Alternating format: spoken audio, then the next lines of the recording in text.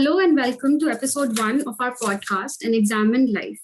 I'm Richa Sharma. I'm a mental health professional and founder of a social enterprise called the Dialectical Mind. In this series, we talk to experts on life, resilience, and mental health, and we shed light on issues that more often than not weigh heavily upon us, our thoughts and our feelings. And yet somehow we find ourselves shying away from speaking freely about them. In this episode, we have with us Dr. Shwetank Bansal, who is a consultant psychiatrist and psychotherapist at BLK Super Speciality Hospital and at Better Me Healthcare, New Delhi. After completing his MBBS from University College of Medical Sciences, New Delhi, Dr. Bansal pursued MD in psychiatry from the prestigious Institute of Human Behaviour and Allied Sciences, University of Delhi, which is one of the premier institutes of neurosciences in the country. Thereafter, he underwent training as a Post-Doctoral Observer at the University of Michigan, USA. He has a special interest in Cognitive Behaviour Therapy and has trained in it from the esteemed Beck Institute for Cognitive Behaviour Therapy, Pennsylvania, USA.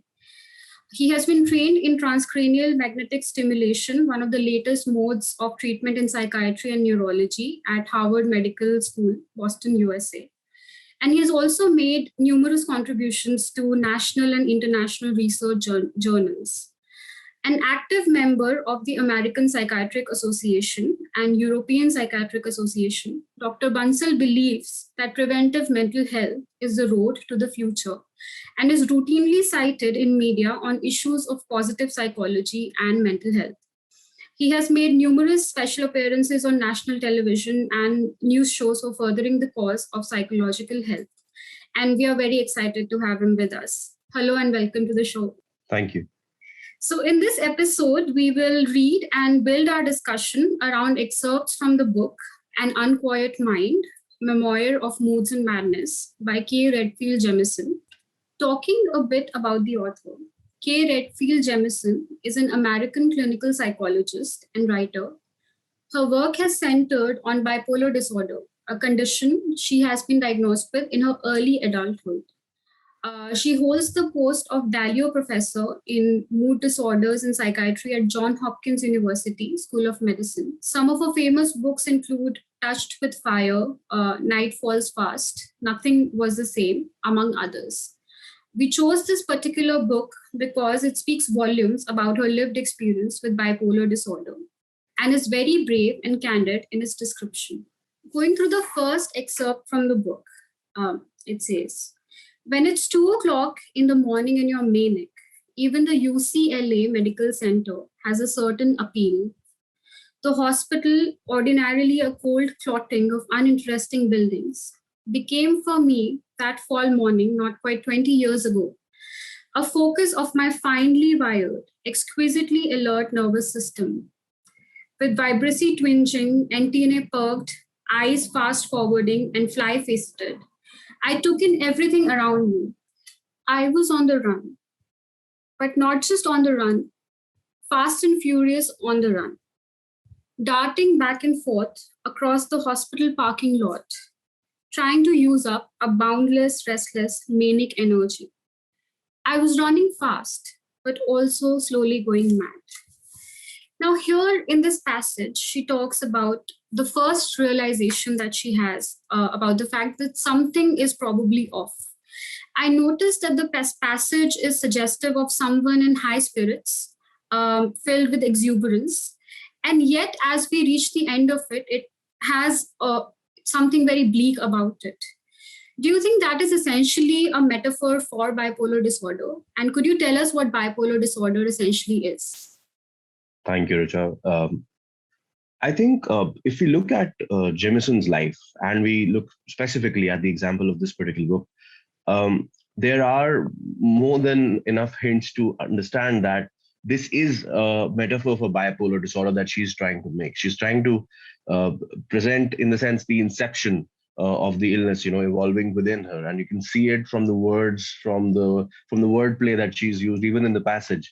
That there are subtle suggestions of that happening, and very soon, as you go through the book, the reader's suspicion about it is confirmed as they read through the course of the passages.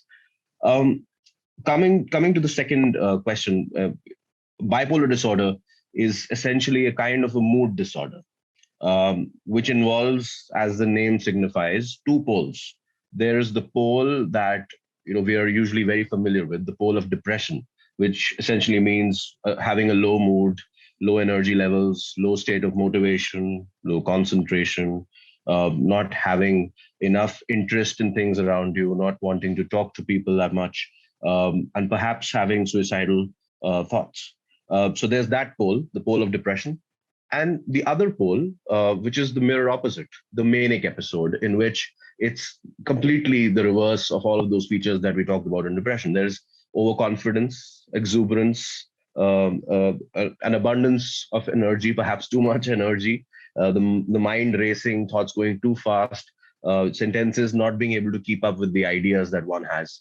And along with that, a momentary or more than momentary lapse of personal, social, financial judgment, in the sense that one can end up making reckless choices, making decisions that one regrets eventually. So there are those two extreme opposite poles which are manifesting when someone has bipolar disorder. And it needn't necessarily be that they would alternate. It could be starting with the depressive episode, as it usually does, and then going on for manic episodes to start appearing during the course. So it's a long-term diagnosis that's usually made in the case of bipolar disorder. Thank you for that response. And we'll have a lot of questions about this as we read along. Sure. So coming on to the next excerpt, which is again a description of the running around incident in the campus, which was happening. It reads, suddenly a police car pulled up. Even in my less than totally lucid state of mind, I could see that the officer had his hand on his gun and he got out of the car. What in the hell are you doing running around the parking lot at this hour? He asked. A not unreasonable question. My few remaining islets of judgment reached out to one another and linked up long enough to conclude that this particular situation was going to be hard to explain. My colleague, fortunately, was thinking far better than I was and managed to reach down into some deeply intuitive part of his own and the world's collective unconscious and said, "We are both in the faculty in the psychiatry department." The policeman looked away at us, went back to his cot and drove away. Being professors of psychiatry explained everything. Now, this is a rather interesting passage because here we see that a clearly deviant behavior of running around on the campus at 2 a.m. was explained away simply by the fact that the people doing it were professors of psychiatry, which, by itself means that they're probably entitled to a certain amount of eccentricity in their behavior. Now, this begets the question, what is normal anyway? Well, I think, first of all, in the passage, it's rather humorous. Uh, what is unsaid is funnier than what is actually said. And I think that's the point that the author is trying to make, that, the colleague thinks that by way of explanation, the fact that they are professors in the psychiatry department should be enough. And funnily enough, he's proven right, because the policeman understands and takes it to be a good enough reason to explain the behavior that's happening. And I think the author is trying to tap into the deep unconscious belief of everyone in the world that associates mental illness, people working with mental illness or suffering mental illness. It associates them with lapses of judgment and makes it okay for them to behave abnormally. In that sense, to an extent, while we have gone ahead by leaps and bounds in how we understand mental illness and how we've taken away the otherness or the sense of otherness from it, we still somewhere perhaps evolutionarily link up to mental illness to insanity, and that element still remains, which also then serves to explain the sense of stigma that continues to prevail in society today, which blocks a lot of people who can self-diagnose with a lot of using a lot of information that's available online. They still don't seek help. It's because of that that figment of stigma that they're carrying. I think that's what the author is trying to tap into over here. But to come to your question, Richa, where you say that what is normal anyway, now that's a question that we, as a civilization, have been battling for centuries together, and we've come from a rather restrictive definition of normality or normalcy. Where we would say that, if we take a line stretching out from 0 to 100, everyone who's at 50 in this, at the center is normal, and everything, right and left of that is abnormal. We've evolved from that very restrictive definition to a spectrum of normalcy, where we now see that we now look at people who are lying perhaps at the top and the bottom 3% as, quote unquote abnormal, while everyone in between is normal. We of course know that sometimes people lying in those outlier zones can also be normal. And so to look at a more comprehensive, more inclusive definition, I'd say everyone is normal and everyone is abnormal when we look at different facets and different parameters. So we all have components of normalcy and abnormality, scattered within us. And different times can bring out different facets. So while 10 people may be classified as completely normal in a particular realm, put them in another realm, and maybe 9 out of them get classified as abnormal. So it's a very fluid sort of a definition. And for a from a clinician's point of view, we look at the core parameter of dysfunction to define what is normal and what is not.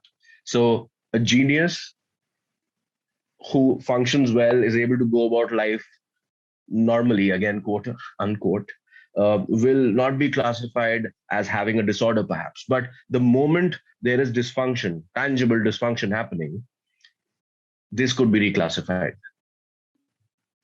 So I think you've raised a very interesting point here, where you've said that diagnosis and this entire idea of normalcy and abnormality is subjective, and what could be normal, and everyone is normal and everyone is abnormal for that matter. Like what could be normal for one is abnormal for the other. And this is where my second question then comes in, which is how do you delineate between someone who usually keeps up high spirits and someone who's going through a manic episode? Because as you said that, there's a spectrum of normalcy. So how do you delineate? The clinical delineation essentially rests, like I said, on dysfunction. With the same behavior, if someone's functioning well, if they're actually doing well because of those facets, then perhaps they will be hailed as leaders in their field. If you look at, when we're looking at a manic episode, if you look at certain people who are celebrities, who are into show business, that level of charisma, that level of eye catchiness, naturally attracting the spotlight. Those are all things that we'd see in a manic episode, but they'd be cherished for it. They'd be celebrated for it. And often, as it so happens, we know about celebrities who've come out talking about mental illness, more non-specifically, and bipolar disorder in particular. And we see that once we see that, okay, those are the signs, but we don't know the dysfunction that's there behind the screen. And so that dysfunction is what's used to differentiate, delineate, mark for treatment, and then treat, and to eventually declare that there's been a successful outcome. If we're able to reduce that dysfunction, is how we reach that outcome. So this was for mania. In the same vein, I would also like to highlight, for the benefit of people who might be listening to this or understand, the difference between sadness and depression. That is very often confused, and people are not given credit for having a depressive episode. So how do you delineate between the two then, sadness and just being depressed? Sadness and depression are often confused, and unfortunately, a lot of clients that I get come in with this grievance towards one and all, that they've ended up hearing 1,000 pieces of advice on how to manage their depression, which they thought was better meant for someone who had sadness. So if you look at depression, yes, sadness is a component. But when we're looking at depression, it's more a persistent, pervasive sort of sadness, which again leads to dysfunction. When I say persistent, I mean that this sadness is not reactive to day-to-day stimuli. So where normally, if you had an exposure to a sort of movie that you like, or a song that you like, or a book that you like, your mood might change. Your mood might flip from sadness to happiness. The sadness and depression is not that fluid. It's sticky. You may move from -100 to -90 or -80, but it won't take you from -100 to a +50 or a +60. So the depressive sadness is more persistent. When I say pervasive, I mean it's not limited to one sphere or one realm of life. So it's not like, you had a fight with a colleague at work, and so, you're sad over there, you're moping in the office, and you come back home and you're enjoying and you're all, all alight. It doesn't work like that. The sadness and depression, it crosses those compartments. It pervades different aspects of you as a person and of your life as in different parts of your life. And then again, the dysfunction that I talked about. So if sadness is stretching on over a period of time, while being persistent and pervasive, if it is leading to a loss of concentration, a loss of efficacy, a loss of productivity, a lack of interest and motivation towards creating that productivity, and perhaps a few other clinical signs, that's when it would be classified as depression. What I'd like to highlight here again is that a lot of the things that we hear being talked about, a lot of the motivational videos that we see, unfortunately, are very pertinent for sadness, but not for depression. And a lot of us end up thinking of that as the right sort of treatment for depression. And therefore, when it doesn't work, we end up with the conclusion that nothing's going to work. On the other side, another thing I'd like to highlight here is that when we are looking at sadness and depression, the flip side is the movement of the term depression from a clinical diagnosis into common parlance. And so it's not uncommon to hear someone say, I'm very depressed since last night. Now, clinically, that's impossible because we're looking at least a 2-week window when we're diagnosing depression. But while that is not the intention of anyone while saying that, what that inadvertently does is that it minimizes the meaning attached to the term depression. Therefore, we get situations where a person admits to his parents after thinking of it over a couple of months that, Mom, Dad, I'm depressed. And they're like, yeah, who isn't? So this thing about just casually using the word depression to describe, sadness or more existential issues is doing more harm to people with depression. It just minimizes their struggles. I also wanted to ask you another thing. Is there any kind of depression which might be more reactive, while you say that usually depression is more persistent and pervasive? Are there also people who go through depression which could be very reactive, but so if something good happens in their life, they feel really happy, and if something goes wrong, they might just feel depressed, but it's also depression? So something like, which is not typical, not a typical presentation of depression, but depression nevertheless. Absolutely. There can be more reactive kinds of depression as well. We might find that there is a significant deviation, but there, when it's clinical depression, what we're looking at is a very, very small duration of change there. In that, it won't, significantly elevate their mood for a significant amount of time to essentially lift them out of that depressive sort of phase. So there is that duration part that's there as well. And reactivity, while it may be there, so there's a difference between going from, let's say, on a scale of -100 to +100, there's a difference in going from a -10 to a +50 in response to a stimulus versus going from a -100 to a -50. In depression, we'll get more of the latter. Thank you for that response. So I'll read the next passage where Jemison tries to trace back the origin of a condition and tries to locate the symptoms of this illness in her father, who was also given to tumultuous moods. So here she writes, for his part, my father, when involved, was often magically involved. Ebullient, funny, curious about almost everything, and able to describe with delight and originality the beauties and phenomena of the natural world. A snowflake was never just a snowflake, nor a cloud just a cloud. They became events and characters. and a part of a lively and oddly ordered universe. Here, the first question I would like to ask is, could you tell us if bipolar disorder has a genetic component? Because she's trying to trace back these symptoms to her father. So is there a genetic component to this disorder? While because of the polygenic and the polyfactorial or multifactorial origin of mental illness, that's currently considered as the working theory behind it. At a genetic level, the general consensus is that it's the predisposition to bipolar that is transmitted, not bipolar by itself. So it's a fertile ground that might be transmitted from the parent to the child. And roughly the figures are that if one parent is affected, then it's about a 10% risk in the child. And if both parents are affected, then it's about 20% risk in the child. It's usually the first degree relatives who's being affected by bipolar has more clinical significance in this case. So they say that it's the transmission of the susceptibility to bipolar disorder, and whether or not it develops then depends on the secondary factors like the environmental factors, the social factors, the psychological factors, and so on and so forth. So it's essentially that fertile ground that gets transmitted, and whether or not seeds get planted, watered, fertilized, and get adequate sunlight or not matters a lot on the person's life going forward. You mentioned the environmental factors. Could you give us some examples of those environmental factors, psychological, social? What are those factors? Sure.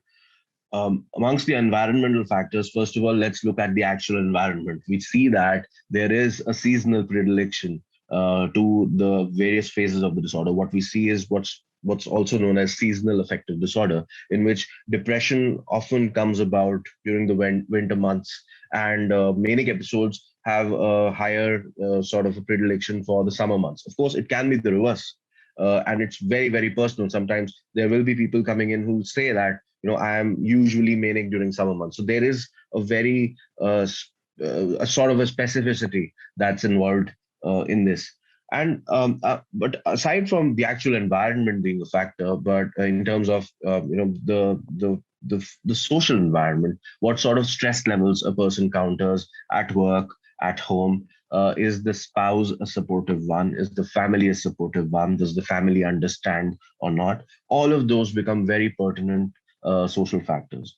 From a psychological standpoint, if we were to talk about the factors involved, there could be, the inner resilience a person has, in the sense that the same critical comment made by someone, may affect 10 people completely differently. So there are those who are on that side of the spectrum where they'll think more about it, perhaps, internalize more of that sort of a narrative, would be more predisposed than those who would perhaps just chuck it and decide to just bury themselves into their favorite book or their favorite piece of music. So how we deal with those negative occurrences also significantly contributes to which direction we take in terms of the effect of the environmental influences and the psychological influences. Also, another thing I almost forgot, is that substance use is seen to be a very, very important factor. When we look at alcohol use, when you look at the use of illicit substances, when we look at cannabis use, which is immensely popular, unfortunately, these days, is something that's also seen to predispose to bipolar disorder as well as other psychiatric illnesses. So we get an idea of what could be the social and psychological factors that could increase your predisposition for having this disorder. Now I'd like to go back to the passage and ask you a few questions. And this is something you also pointed out, where celebrities might have a certain amount of charisma, or artists have that certain kind of charisma, and it just feels good. Reading that passage seems to suggest that people who experience a manic episode experience a heightened sense of pleasure, creativity, and they generally seem to make more out of life. So then what makes it pathological? If someone is enjoying it, so why is it pathological? Why is it such a bad thing? And where does one draw a line? Yeah. Well, a very common, very interesting question that I get from clients who are just coming off of a manic episode is, and typically what happens is that right after you're getting off a manic episode, you go into a slight dip. So it's not depression per se, right? So it's not like at the minus 80 or the minus 100, we're looking at a minus 10 or a minus 20. But that seems very bad compared to the plus 80 or plus 90 they were on a few weeks ago. So I get this question a lot, that can we do something that, I just stay there and I don't have to come down, and I'm just kept there only, all of, because everything seems to have more color. There seem to be more fragrances around me. People seem to be nicer. I seem to be more talkative when I'm in that. So why would you want me to not be there? Now, the answer to that question is that while all of those features are there is a lot happening behind the scenes, at a neurobiological level as well as at a psychosocial level. At a neurobiological level, what's happening to a person in a manic episode is essentially a machine that's being pushed in with much higher voltage than it should.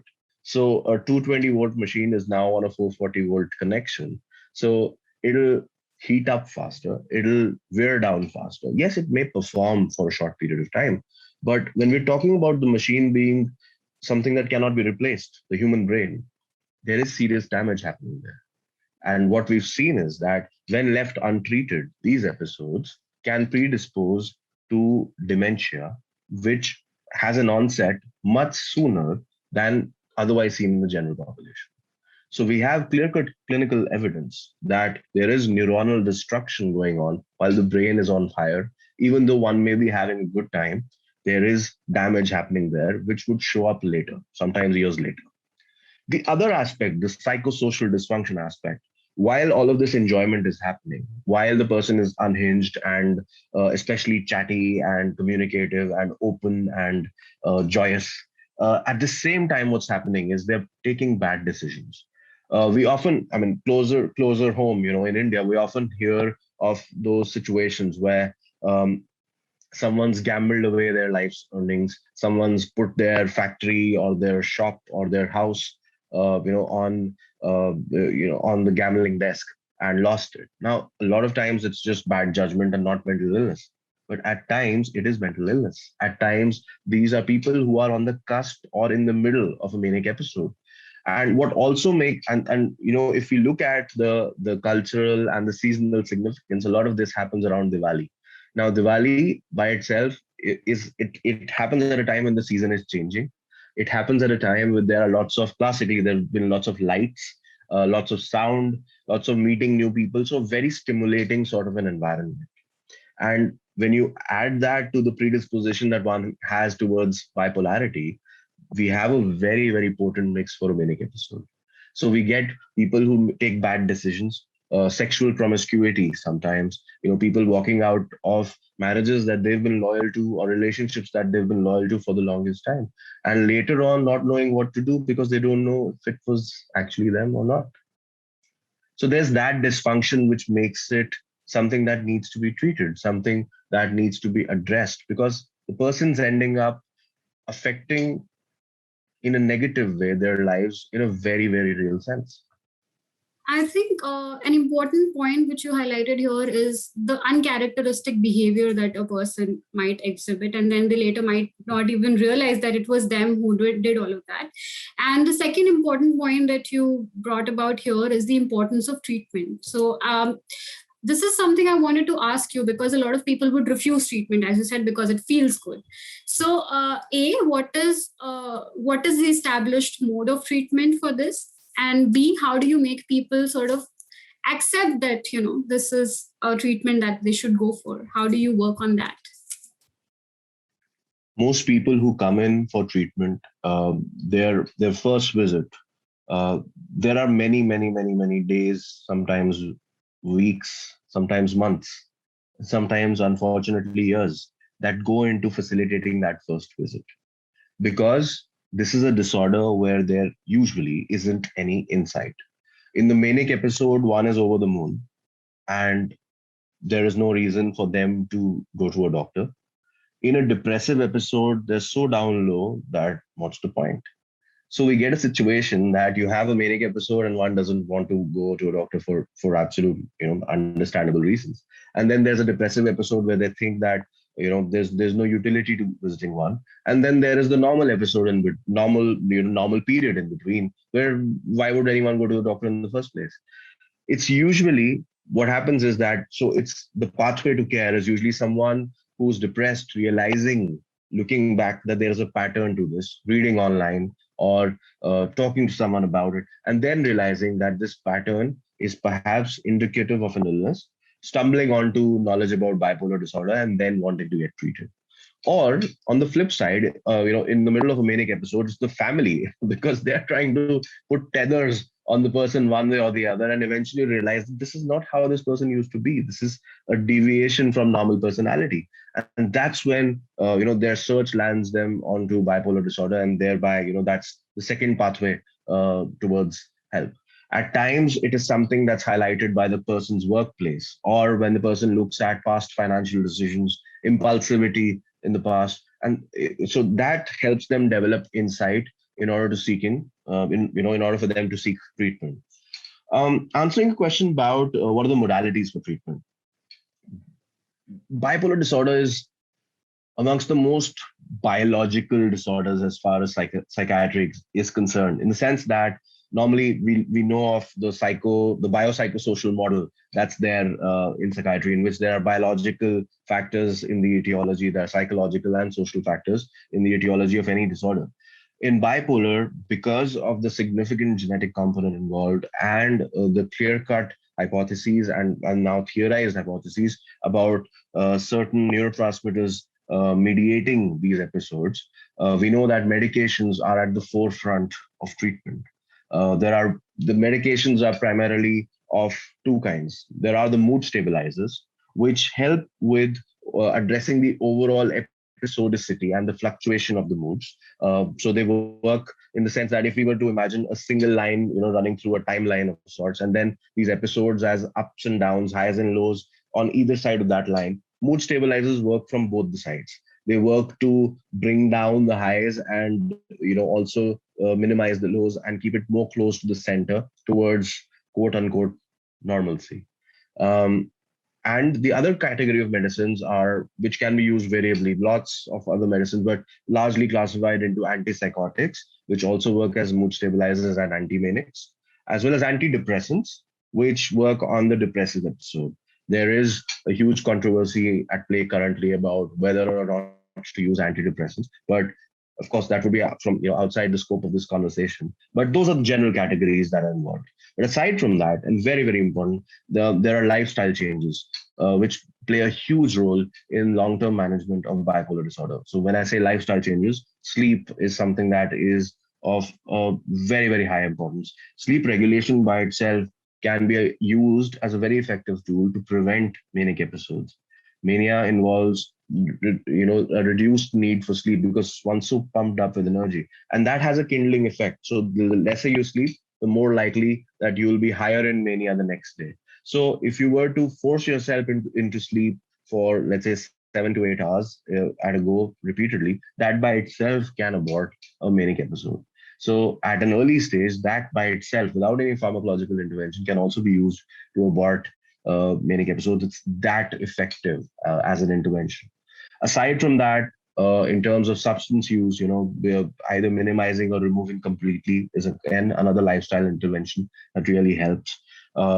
Exercise is something that is proven time and again to be of extreme importance in regulating the moods, especially in bipolar disorder. So much so that if we were to talk about two lifestyle changes, it's getting adequate sleep and getting regular exercise. Both of these help with maintaining, a lack of episodes in bipolar disorder. That was a very insightful response, and it gave us a lot of practical insight into how people can really manage this condition better. Also seems like a long winding road to getting care in this disorder, which is challenging. So going back to our reading, I'll read the next passage, where she's again talking about her father. It reads, "It was enchanting, really like having Mary Poppins for a father. Years later, he gave me a bracelet inscribed with the words from Michael Faraday that were engraved over the physics building at UCLA. Nothing is too wonderful to be true. Needless to say, Faraday had repeated breakdowns, and the remark is palpably untrue. But the thought and mood are lovely ones, and very much as my father could be in his wondrous moments. My mother has said many times that she always felt that she was in the shadow of my father's wit, charm, intensity, and imagination. Her observation that he was a Pied Piper with children certainly was borne out by his charismatic effect upon my friends and the other children in whatever neighborhood we found ourselves. My mother, however, was always the one my friends wanted to sit down and talk with. We played with our father and we talked with our mother. So I think the last statement here is very powerful, where she says we played with our father and we talked with our mother. So I want to ask you, what impact does this disorder have upon relationships, marriages, children, etc.? And is it always the case that a loved one of or someone going through this disorder would have to live in the shadows of their loved one's illness? When untreated, it can have a tremendously destabilizing effect on relationships. Relationships between spouses, with other members of the family, with children, with friends, colleagues, all relationships, with one's, most importantly, in fact, one's relationship with oneself is also completely tampered with when this illness is left untreated. Even when it's treated, because there is that question mark over which part is me and which part is the disorder, it still tends to tamper with one's relationship with oneself. And the way I address that concern when it comes from my clients is that you don't have to draw a line necessarily. You need to look at what's useful and what's not. Think of it in terms of utility, and try and claim everything that you feel is good, everything that you feel is something, some sort of an asset, and try and not stake claim to the rest. And that those other things are what we're trying to address to treat. That's very interesting. I mean, that's a very interesting way to look at it, because the loss of self is a very prominent thing, I think, associated with bipolar disorder. Yeah. So the other question that I want to ask you is about the more delicate nuances of life. You know, things like intimacy, things like emotional tenderness, things like empathy and caregiving. What kind of a bearing does this disorder have on that, on those aspects of one's life? It can affect those things when untreated, in the sense that, you know, when you have those undulations of emotions, they might skew you to one side or the other in terms of empathy, in terms of emotional expression, etc. When treated, it's what we're looking at is the personhood essentially emerging through, you know, the very personality that a person has. A very common observation is that people with bipolar disorder sometimes we'd see that would have in general what is classified as a hyperthymic sort of a personality, where they're more driven to being more joyous and more exuberant about things. There have been theories that perhaps that is latent bipolarity, perhaps that's bipolarity that's, you know, just flies under the radar a little bit, so that it's not dysfunctional, but it's certainly a deviation. But then again, you know, we come back to the entire debate on normalcy then. So essentially, if it's not causing dysfunction, is when we see something that's not necessarily to be treated. So to come back to your question, it has an effect on all of those delicate nuances because it's affecting something at the very core of our emotionality. So it will, if untreated, it can wreak havoc with us. As an extension of this, what would be a few things that you would like to suggest or remind the caregivers of someone going through this illness? The first thing I'd like to highlight is that the caregivers, the family, the next of kin, they play a crucial role in recovery of the person from bipolar disorder. Uh, we say that, I often tell clients that think of family support as one of the pillars on which the treatment stands. And it immediately improves the outcome if the family is involved in a good way, because there are bad ways in which the family can also be involved. And we try and cut those down in treatment. But if the family is supportive, it's open, it really helps with the treatment process. How you can help is, first of all, to not blame the person who has the disorder, not blame yourself for somehow bringing it on, especially when it's the parents who are taking care of their kids with the disorder. It's very, very important that they not blame themselves because they haven't willingly passed this on. It's just genetics, it's nature. So it's important not to affix blame. If anything, blame the situation. And that's as useful and as useless as it can get.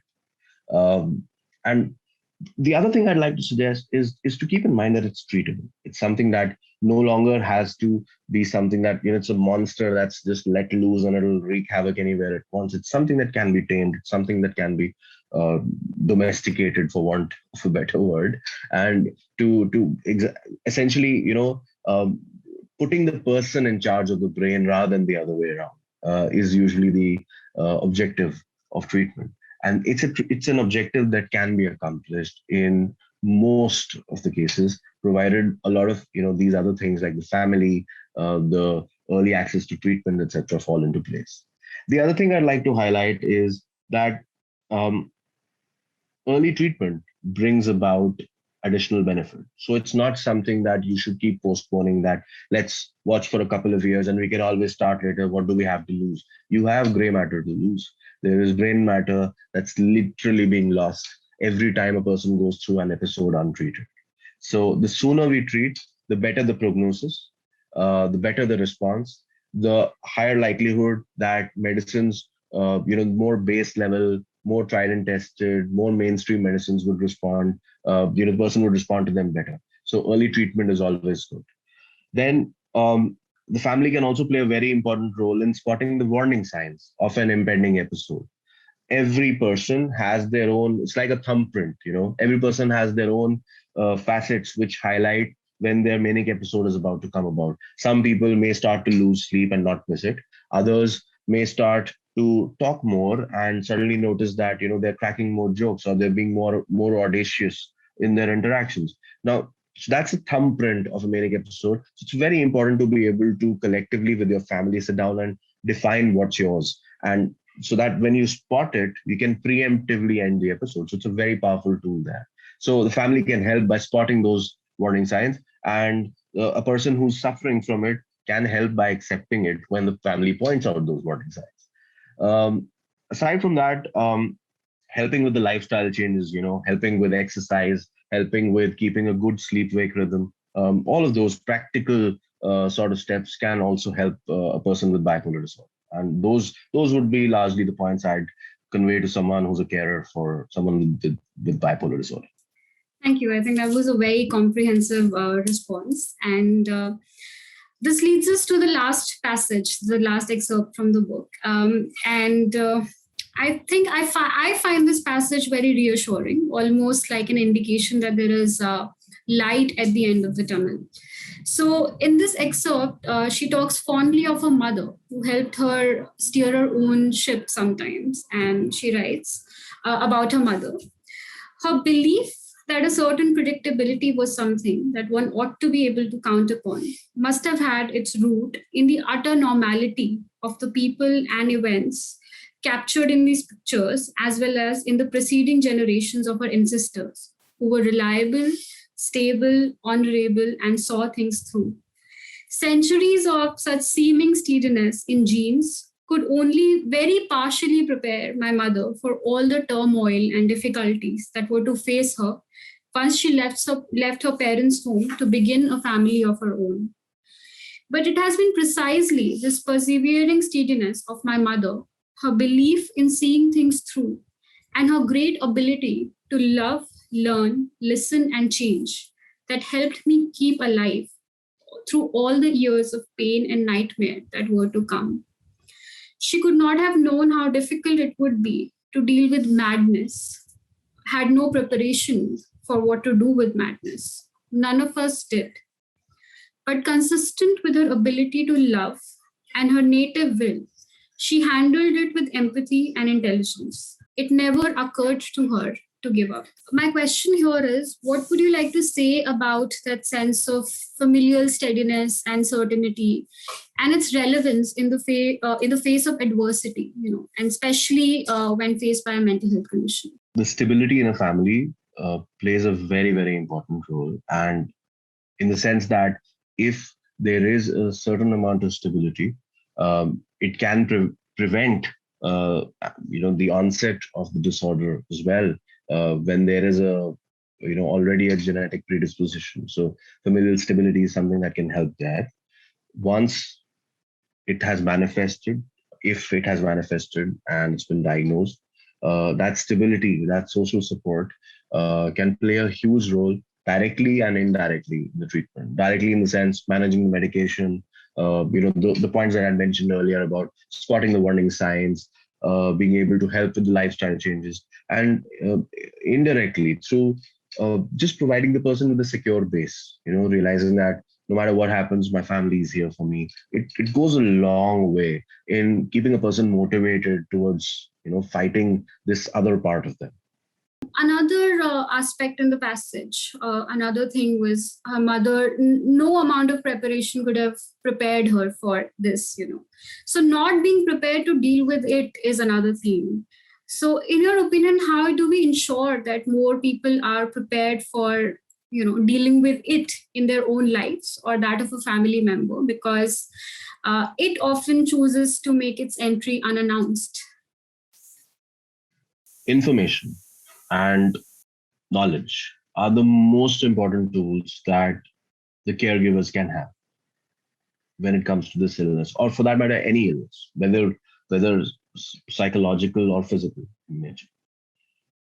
The more you know about it from the right sources, the more tools you'd have at your hand to be able to manage the illness better and to effectively improve the outcome.